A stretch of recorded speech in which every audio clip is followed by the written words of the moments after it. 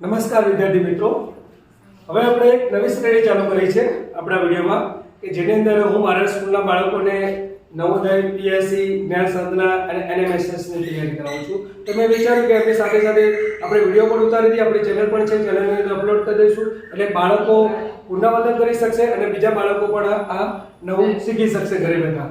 તો આપણે અહીંયા જે જ્ઞાન સાધના, નવોદય, પીએસસી અને જવાહર નવોદયની જનરલ ક્લાસ છે, તો જનરલ ક્લાસમાં આપણે વિભાગ એ શીખ્યા છે. તો વિભાગ એ નો આપણો બૌદ્ધિક યોગ્યતા કસોટી SAT એ આપણો વિભાગ છે. એની અંદર પ્રકરણ 1 શ્રેણી ચાલુ કરીશું. તો પ્રકરણ 1 શ્રેણી, તો પહેલા શ્રેણી એટલે શું એ સમજીએ.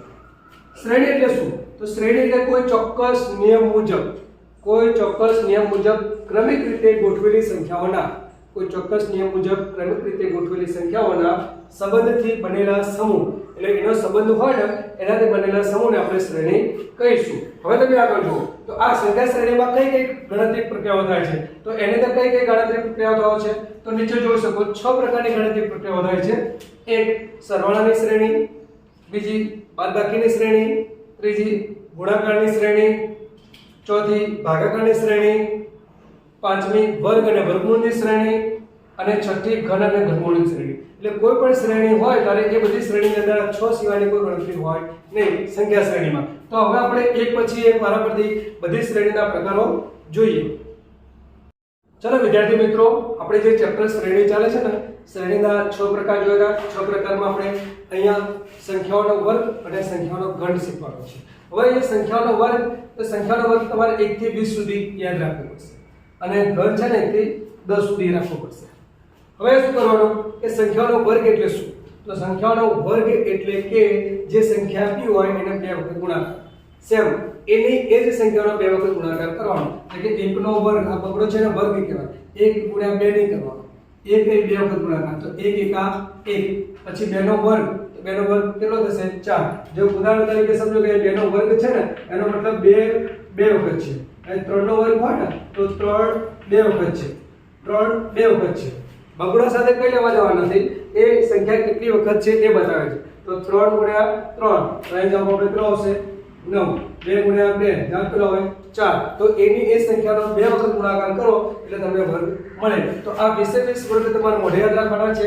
2 નો 4, 3 નો 9, 3 તરી 9, 4 નો ચોકુ 16, 5 નો 5 25, 6 નો 6 36, 7 નો 49, 8 નો 64, 9 નો 81, અને 10 નો 10 100. પછી 11. આ તો તમને જલ્દી યાદ રહી જશે. એને 10 સુધી ઘડિયા આવડતા એને વાંધો ના રહે, અને આપણે 10 સુધી જ ઘડિયા બોલવાના ટેવાઈ ગયેલા છે.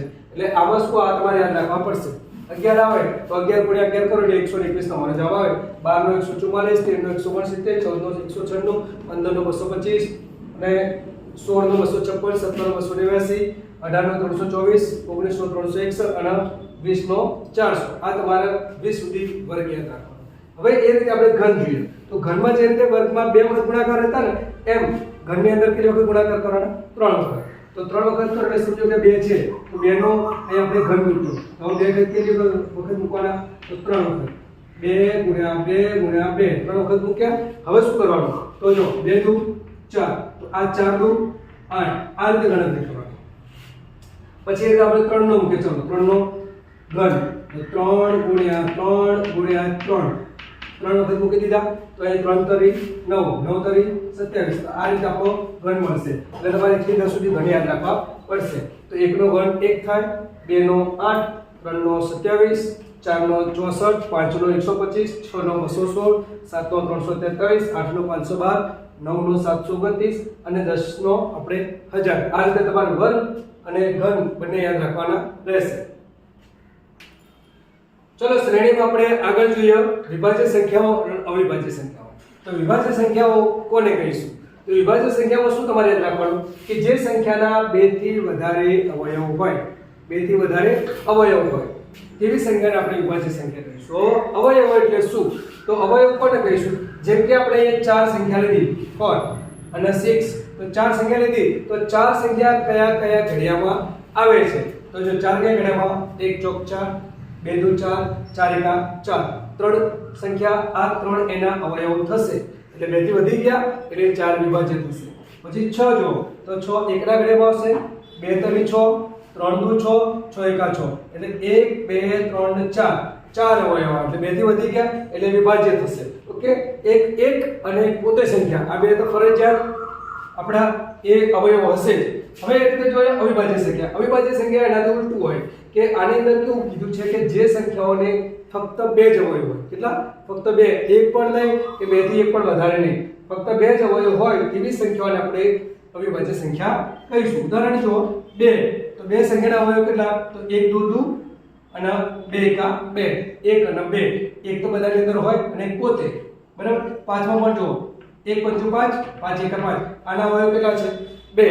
એટલે ફક્ત 2 આવા અવયવ હોય ને એવી સંખ્યાને આપણે અવિભાજ્ય સંખ્યા કહીશું. હવે જુઓ અવિભાજ્ય સંખ્યામાં તમને એવું પૂછે 1 થી 100 સુધીમાં કેટલી અવિભાજ્ય સંખ્યાઓ આવે તો તમારે કેટલી યાદ રાખવાની? 25. અને વિભાજ્ય કેટલી યાદ રાખવાની? બાકીની 75. 75 એની વિભાજ્ય સંખ્યા આવે છે. હવે બીજું જો 2 એક એવી બેકી સંખ્યા છે, એક જ માત્ર બેકી સંખ્યા છે જે બેકી હોવા છતાં પણ એ અવિભાજ્ય સંખ્યા છે. એના સિવાયની કોઈ પણ બેકી સંખ્યા અવિભાજ્ય નથી. પછી એક એ સંખ્યા નથી વિભાજ્ય કે નથી અવિભાજ્ય.